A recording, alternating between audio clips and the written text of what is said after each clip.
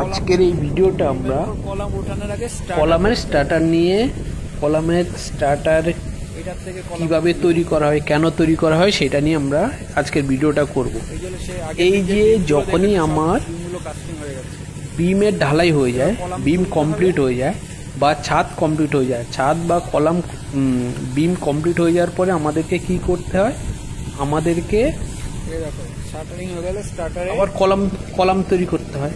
এবার এই কলাম তৈরি করতে হলে প্রথমে ইনিশিয়ালি যেই কলামের ভার্টিক্যালি এবং পজিশন ঠিক করে যে ছোট করে এই যে স্টার্টারটা তৈরি হয়, মানে 4 থেকে 5 ইঞ্চি ঢালাই করে আমরা কলামের যে শুরু পয়েন্টটা, মানে যেখান থেকে আমরা কলামকে সোজা করে তুলব, আর কভারগুলো যত কভার আছে কলামের কভার সব মেনটেন করে প্রথম যে স্টেপটা সেটাকে বলে কলামের স্টার্টার। এবার এখানে কি হয়, এই যে আমার স্টার্টারগুলো ঢালাই করার পরে এই যে রেডি হয়ে গেছে। এবার এখানে এইটার সাথে আমি কলামের ফ্রেম করে বা শাটারিং করে যত মানে ফ্রেমওয়ার্কটা করার পরে তারপরে ওইটার থেকে আমি কংক্রিটিং করে কলামকে বাড়াবো। আজকের এই ভিডিওটা আমরা কলামের